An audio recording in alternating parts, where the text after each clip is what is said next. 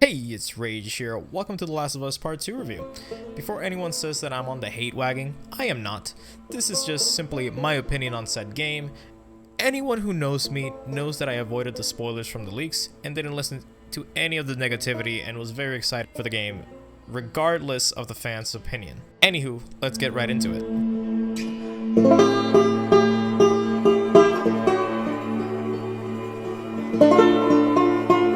So let's start positive here.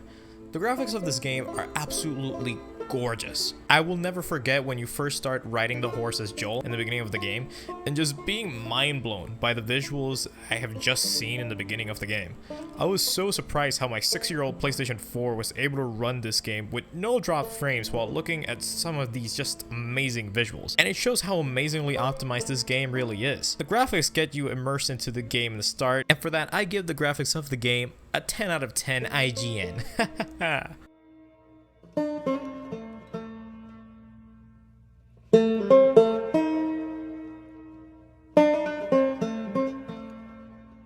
The gameplay of this game is very similar to the one from the first game. It still has that stealth aspect gameplay from the first game, but it's like they took the gameplay from the first Last of Us and spent 5,000 points on the Pack-a-Punch machine, and out came the gameplay of the second game. The AI is smart when it wants to be. Oh shit, they're smart NPCs. How the fuck do you... Okay, they're not that smart, never mind. As soon as I complimented smart NPCs, they see Dina and they're like, huh? Dina, kill it! Kill him! Oh my god, Dina, you fucking idiot. Dina, you fucking idiot.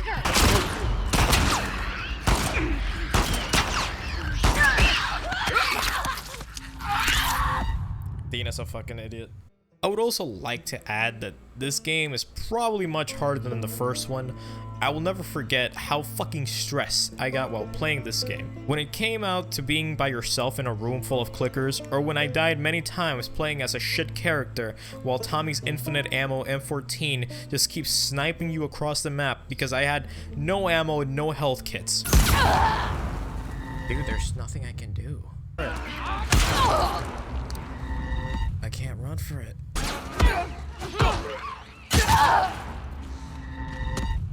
Dude, I don't have the health for this.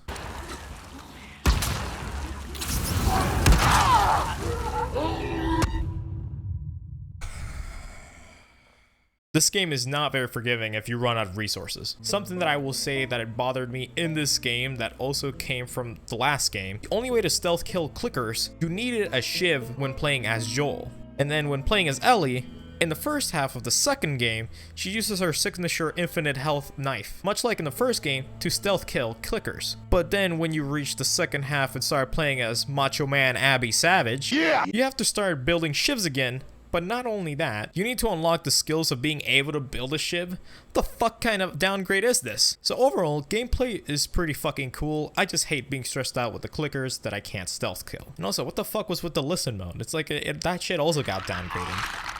How many fucking clickers are there? I fucking hate these things.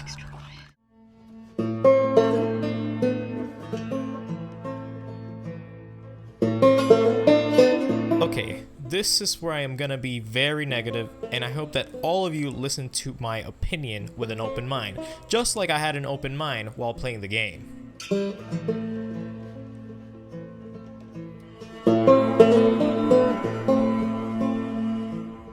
Because they have. Uh-oh. Whoa! What the fuck? Oh, I understand now! No way. Joel, please get up! What? Stop, you fucking ogre! Get up! Stop! No! Fuck this stupid fucking story. You don't have to take Joel out, but if you're gonna take Joel out, there's certain ways to fucking do it, and this is not one. Vile, utter lazy dog shit storytelling, coding, whatever the fuck you want to call this, man. What? There's a good way to go out and there's a bad way to go out. I haven't even got started. We barely played anything. So sad, actually, man. It's so pathetic. How pathetic. Just pathetic. Ellie, I don't. I'm sorry. I don't want to play anymore. What is happening? No. Dude, I'm not liking this right now. Fuck you. No, puta madre tu abuela, cabrón. Fuck you, Abby. Stop, Abby, stop. Oh, I hate you. I hate you. I hate you so much. I regret every compliment I fucking gave you.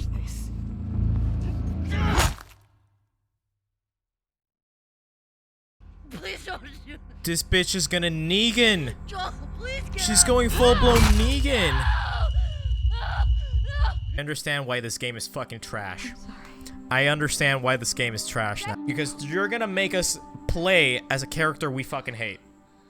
You're gonna make us play as a character we hate. They're making us play as a fucking character we hate. And they kill off Joel right in the fucking beginning. That's why this game is trash. That's why this game is fucking trash. This game is fucking trash. I'm already got it. It's done. It's done. The game's trash.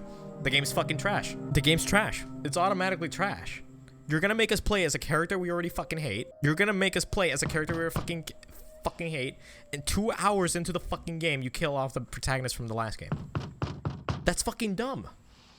That's fucking dumb. All this for a plot. Dude, this is already Carl dying in season 8 for no fucking reason. This is literally it. This is Carl dying for no fucking reason. This game is fucking trash. Dude, this fucking game. Fuck this game.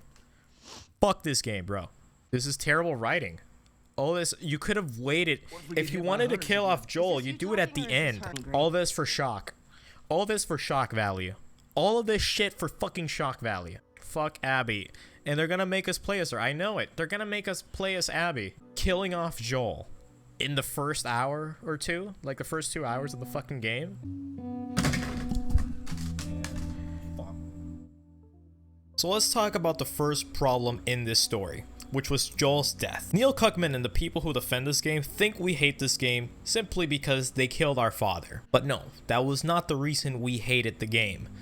The problem is how they killed Joel. Everyone and their mother knew that Joel's death was probably gonna happen in this fucking game. But we wanted a good execution of his death.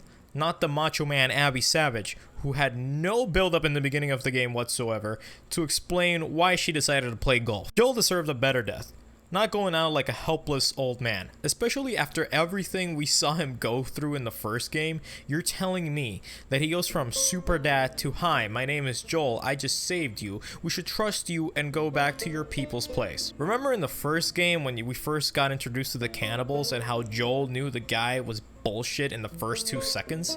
So how on earth did he go from that to instantly trusting Abby and going back to her group? Now, I'll give him the benefit of the doubt, because they were being chased by 3 million zombies. But it just seems so silly to me how a character like Joel put himself in such a vulnerable position. In my opinion, Joel deserved a better death, and certainly not in the first 2 hours of the game. It's like the writers of the game forgot why the first game was so successful. The first Last of Us was not successful because of the gameplay or the story of an immune little girl and a daughterless father trying to get to a place to cure humanity. The reason it was a successful game and why people enjoyed and loved the game was because of the bond that immune little girl and that father who just lost his daughter in the beginning of the zombie apocalypse had. It was the bond that Joel and Ellie had in the entire game. And that's what made that game a masterpiece. And now you take that away and only keep it with a couple flashbacks, and what we get is that immune woman now with an unfinished revenge story and a roided up woman that people hate and don't care for.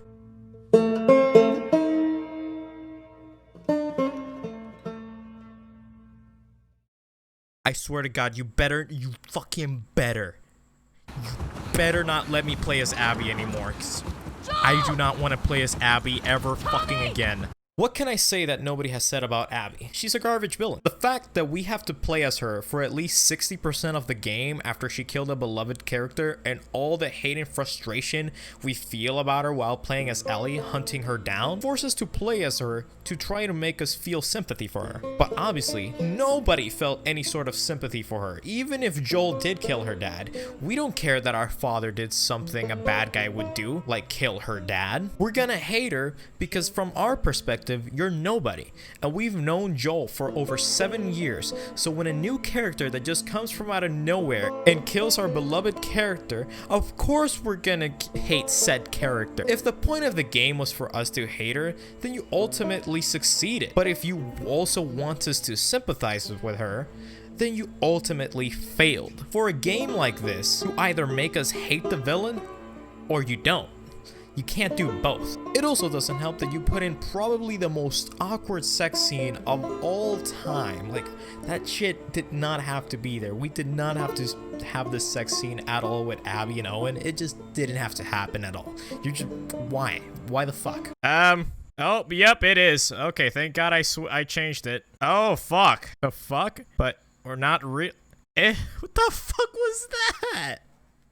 What the fuck did I just see?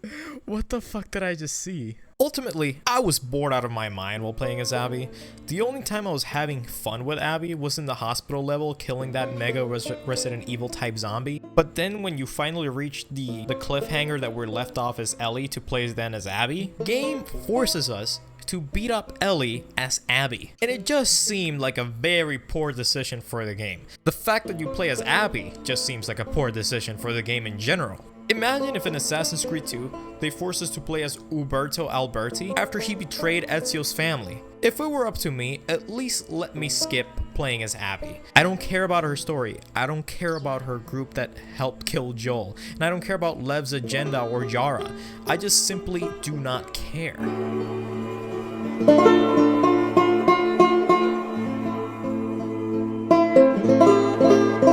Oh, Ellie. Oh, Ellie. Look at how they massacred my boy. Okay, I'll be honest. They didn't really fuck up her character that bad. But all I'm gonna say is this. Her wanting revenge made sense. But the fact that in the end, when we finally have Abby literally in our hands and we're finally about to kill her, she lets her go. She lets her go. And it makes you question the entire point of the fucking game. It's like a poorly copy-pasted Assassin's Creed 2 and Brotherhood. In Assassin's Creed 2, at the end, Ezio spares Rodrigo Borgia, but it didn't feel like a waste of time, since it still led up to Minerva and the weird god things talking to Desmond. And it still showed that sparing Rodrigo had consequence, since it led up to the fall of Monteriggioni and the death of Uncle Mario. But at least Ezio learned his lesson, because then in Brotherhood, he kills Cesare instead of sparing him. But then here in Last of Us Part 2, it fell flat, it went nowhere. The only thing it did for Ellie was Dina leaving her, Ellie loses her ability to play the guitar. So yes, Abby should have died there, and either Ellie or Tommy should have done it. And my god, the one I genuinely feel bad about in this game is Tommy. Motherfucker loses his brother, takes an arrow in the knee. I used to be an adventurer like you, and I took an arrow in the knee. Loses an eye, and his wife leaves him. Poor Uncle Tommy.